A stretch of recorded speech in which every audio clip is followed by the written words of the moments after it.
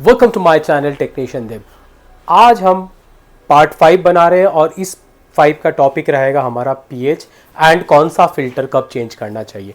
तो पीएच के बारे में बता दूं, पीएच का फुल फॉर्म होता है पोटेंशियल ऑफ हाइड्रोजन, जो हमारा शरीर के लिए बहुत ही ज़रूरी एक पार्ट है। तो हम लोग नॉर्मली क्या करते हैं, घर का जो भी पानी होता है हम लोग दो तरह से चेक करते हैं, एक TDS total dissolve solid and pH potential of hydrogen.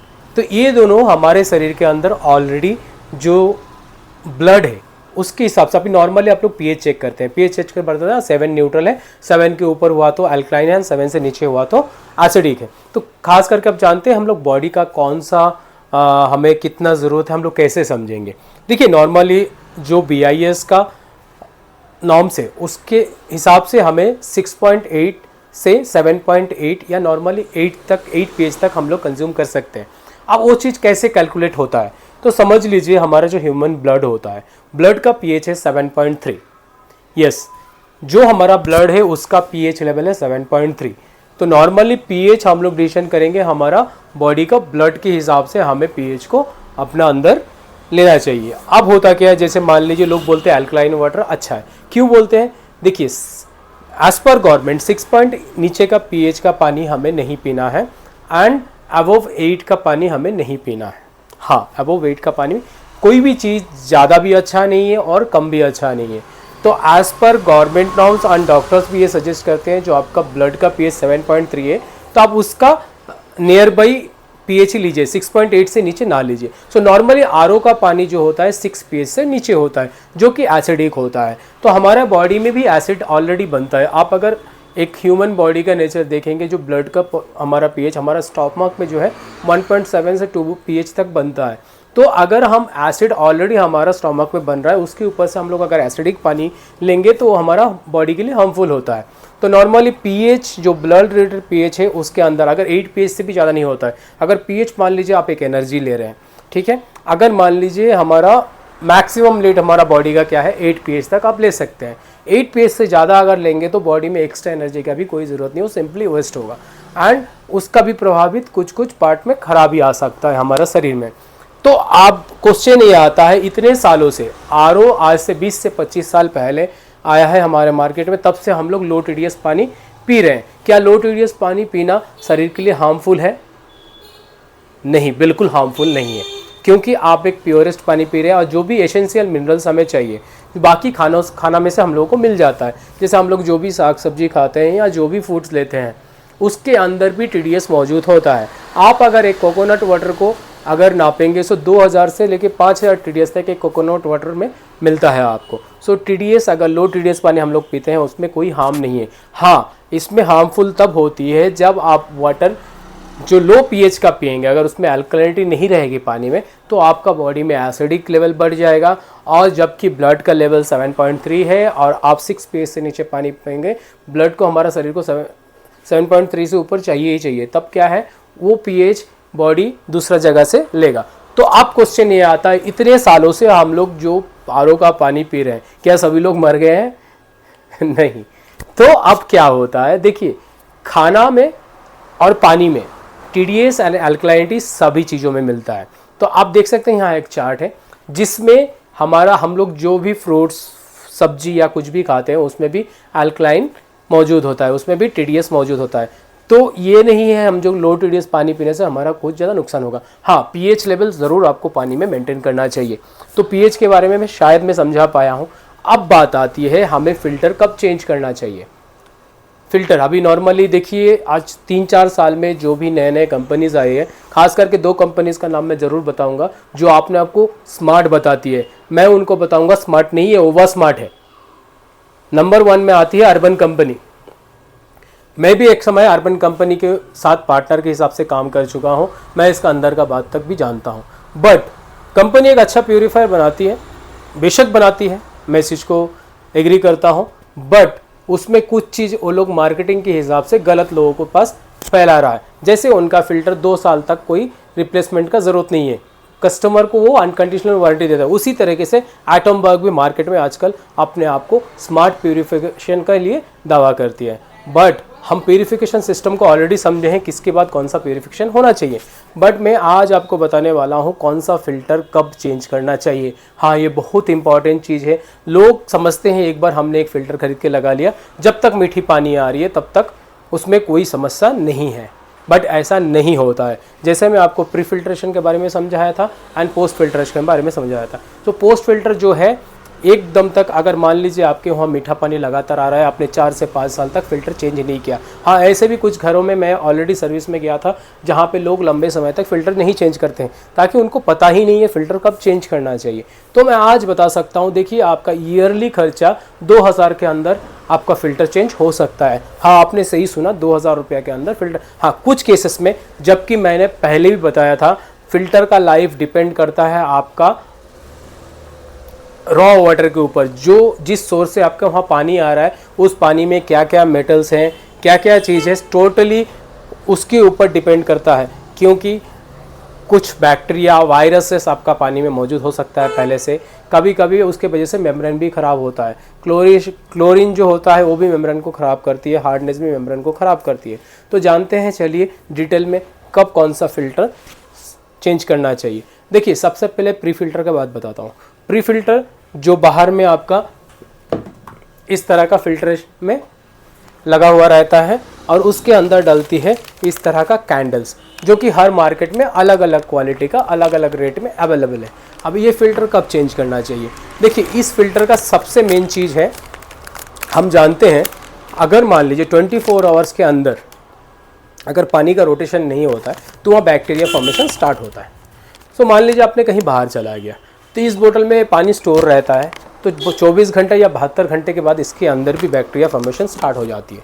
तो आने के बाद आप क्या करते हैं? ड्रेन करते हैं। ड्रेन करने से क्या होता है, इस फिल्टर का 2 टाइप का है, इन एंड आउट। तो आप फ्लैश आउट कर देते हैं इसको, बट फ्लैश आउट कहाँ जाता है? मेम्ब्रेन के थ्रू ही फ्लैश आउट होता है। बट ये चेंज करना, ये बहुत ही सस्ता में मिल जाता है, अपने अपने स्टेट के हिसाब से अलग अलग रेट हो सकता है।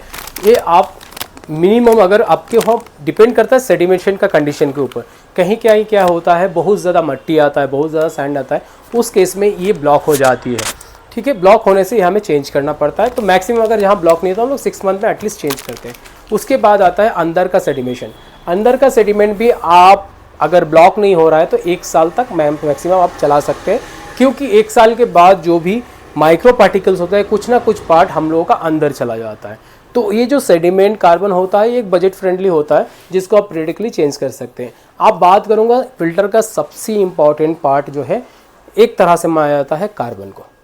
एक्टिवेट कार्बन जो होता है, एज पर गवर्नमेंट, मैं आपको एक चार्ट दिखा दूंगा वीडियो के थोड़ा सा बाद में। उस चार्ट में वाटर क्वालिटी जो ऑर्गेनाइजेशन है, जो कि बहुत ही एक बड़ा ऑर्गेनाइजेशन है, वो बताती है एक 10 इंच का कैंडल। 10 इंच का कैंडल कैसा होता है आपको दिखाता हूँ। इस तरह का कैंडल्स अलग अलग कंपनी का अलग अलग पैकेट्स में आ सकता है। ये जो 10 इंच का कैंडल है, इसका मैक्सिमम जो क्लोरेशन का क्षमता है वो 2500 गैलन का होता है। अब 1 गैलन मतलब होता है 3.75 लीटर। तो आप उसको सही से कैलकुलेशन कर लीजिए। सो अप्रॉक्सीमेटली 6000 से 7000 लीटर पानी ये क्लोरेशन को या ऑर्डर को या कलर को एब्जॉर्ब कर सकती है। बट बात ये है, ये कब ख़त्म होगा? एक जनरल कैलकुलेशन के हिसाब से अगर मैं बताऊं, मान लीजिए आपका घर में 10 लीटर पानी डेली यूज़ होता है फिल्टर का, तो उसमें 20 लीटर्स वेस्टेज भी होता है, क्योंकि ऑलमोस्ट देखा गया है सभी आरओ में 60-40 का रेशियो चलता है। 40% आपका pure water and 60% waste water. So मान के चलते हैं आपका 10 लीटर पानी आपका प्योर यूज़ हो रहा है। अब उस जगह में आप क्या कर रहे हैं? 20 लीटर वेस्टेज कर रहे हैं। तो क्या होता है वहाँ पे टोटल हमारा कंज्यूमेबल कितना हुआ? 30 लीटर पर डे। अगर हम 3.7 लीटर को अगर उससे डिवाइड करते हैं, सो 6 to 7 गैलन अप्रॉक्सीमेटली आप मान के चलिए। 6 to 7 गैलन को अगर 2500 उस केस में है कार्बन का लाइफ, जब आप एक अच्छा 900 IV के ऊपर कार्बन यूज़ कर रहे हैं। हाँ, कार्बन में आयोडीन वैल्यू के हिसाब से हम उसका क्वालिटी नापते हैं, जबकि आप जानते हैं हमारे जो प्यूरिफिकेशन चीज़ है, इसमें कार्बन 2 तरह से होता है। एक तो कोल बेस कार्बन हो गया, चारकोल बेस, एंड एक होता है कोकोनट शेल बेस। हाँ, कोकोनट का जो शेल होता है उससे कार्बन बनती है, उसको बर्न करके कंप्रेस करके कार्बन बनाई जाती है। बट उस समय तक हमें पता नहीं चलता हम लोग कौन सा क्वालिटी कार्बन मिलता है। तो उसको जब लैब में टेस्ट किया जाता है कभी भी कार्बन का जो आयोडीन वैल्यू के हिसाब से हम लोग उसको नापते हैं, इस वॉल्यूम जैसे हम लोग नापते हैं किलो में, कार्बन को भी नापा जाता है आयोडीन वैल्यू के ऊपर। सो आयोडीन वैल्यू डिसाइड होता है 300, 600, 900 एंड 1200 अभी के मार्केट में। सो अलग अलग कंपनी जब उस कार्बन को प्रोसेस करता है तो हर एक कार्बन का लॉट के हिसाब से अलग अलग आईवी निकल के रहता है। आईवी का एक्चुअल में हम अगर उसको मानेंगे पोरोसिटी, जिसका जितना ज़्यादा पोरोसिटी है वो कार्बन उतना अच्छा होता है काम करने में। तो नॉर्मली जो लोकल एकदम लोकल मानेंगे, जो आप लोग ऑनलाइन खरीदते हैं most of the things, Delhi से जो आप अमेज़ॉन से या फ्लिपकार्ट से आप खरीदते हैं, तो उसमें मोस्टली 300 600 आईवी का डाउन होता है। मोस्टली देखा गया है 300 आईवी का ही कार्बन यूज़ होता है। कुछ में तो आप अगर उसको तोड़ेंगे तो उसके अंदर पत्थर रहता है, पता नहीं वो कोकोनट शेल बेस रहता भी कि नहीं, जो कि अंडर 3000 4000 रुपीज़ में आप प्यूरीफायर खरीदते हैं, उसका कार्बन का तो उसका कार्बन नहीं होना ही मान के चलिए जो है। क्योंकि आप उस तरह का जो आप मोस्टली मैंने देखा है जो नॉर्मली लोकल प्यूरीफायर्स खरीदते हैं जो 3000 4000 या 6000 रुपया का ऑनलाइन के थ्रू, क्योंकि ऑनलाइन के थ्रू जो भी प्यूरीफायर आप खरीदते हैं उसमें ऑलरेडी प्लेटफॉर्म चार्ज अमेज़ॉन या फ्लिपकार्ट 1000 रुपीज़ से 1100 रुपीज़ चार्ज करती है सेलर को। उसके बाद आपके पास आता है तो जो बेचा होगा वो भी कुछ कमीशन ज़रूर रखा होगा, तो आप उसका क्वालिटी समझ सकते हैं। तो उसमें जो कार्बन यूज़ होता है हम उसके बारे में आज बात करेंगे ही नहीं। हम आ जाते हैं थोड़ा स्टैंडर्ड, जैसे हमने ऑलरेडी बोला है जो एक्वागार्ड, केंट, आपका Pureit and urban company and Atomberg का बात करेंगे। तो नॉर्मली ये सब कंपनी क्लेम करती है जो आपको 1100 या 1200 आईवी की कार्बन यूज़ करती है। ठीक है, मान लेते हैं वो लोग 1900 आईवी की करते हैं। अकॉर्डिंग वाटर क्वालिटी जो लैब है उनके हिसाब से एक 1100 आईवी का कार्बन, मैं 1200 में नहीं जाऊंगा क्योंकि एक्यूरेट मेजरमेंट नहीं मिल सकता। ठीक है, 1100 आईवी का अगर कार्बन है और वो 10 इंच में है, अब डिपेंड करता है उसका बेड के ऊपर। बेड इन द सेंस आप उसको ग्रानुल्स के हिसाब से है या वो कंप्रेस्ड करके एक ब्लॉक हिसाब से, अगर ब्लॉक फॉर्म होगा तो थोड़ा सा लाइफ उसका ज़्यादा मान सकते हैं। तो as per water quality association के हिसाब से एक 10 इंच का कार्बन 2500 गैलन तक ही काम करती है, उसके बाद उसको रिप्लेस करना ज़रूरी है। तो अब बात है 2500 गैलन कैसे हो जाएगा, मैं आपको बता दिया। जो आपको 10 लीटर अगर आप पानी प्योर यूज़ करते हैं तो 20 लीटर उसका वेस्टेज होता है।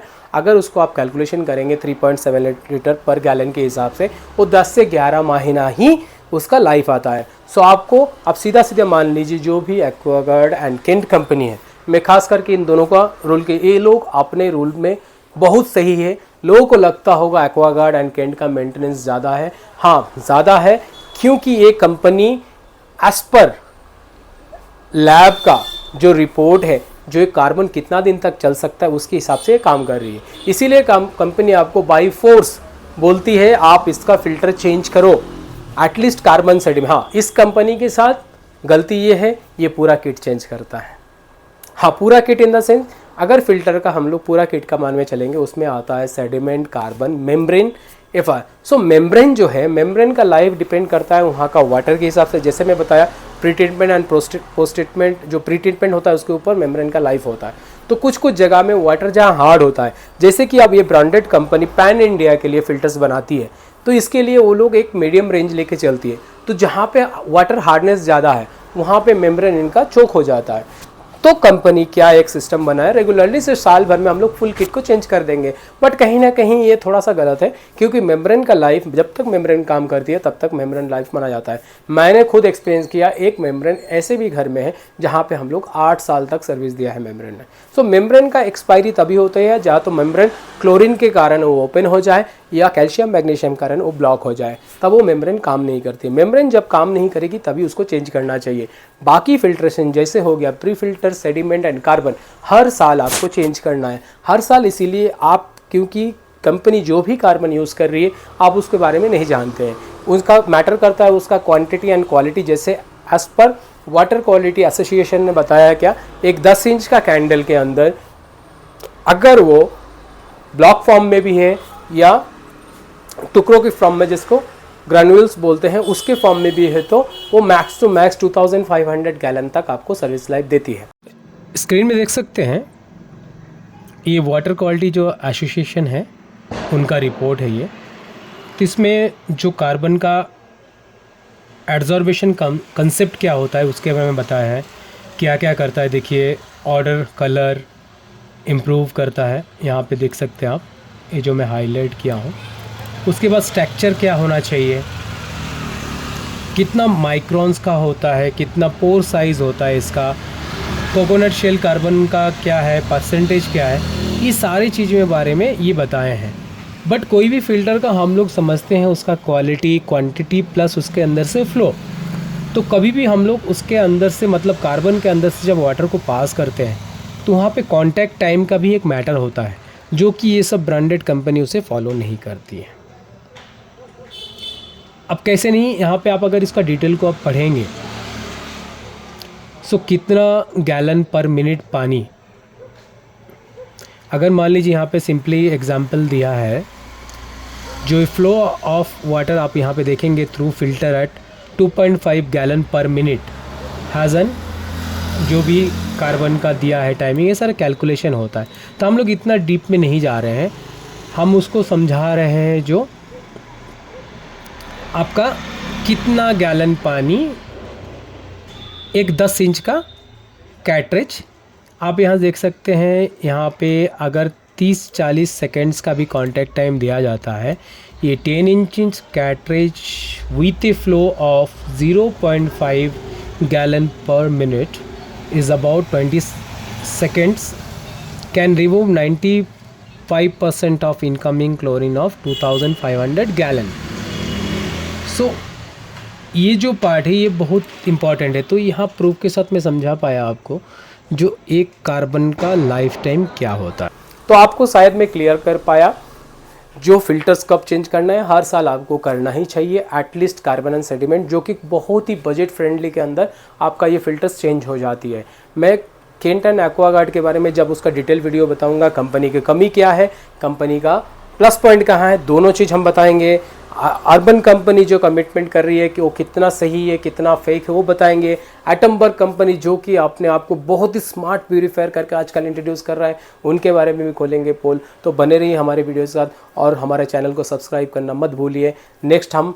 हमारा नेक्स्ट वीडियो आएगा हर एक प्यूरीफायर के साथ, उस प्यूरीफायर में कितना स्टेजेस हैं, कंपनी क्या क्लेम कर रही है, क्या आपको झूठ बता रही है, क्या सही है, सब के बारे में करेंगे खुलासा। तो एक लाइक तो बनता है। Thanks for watching.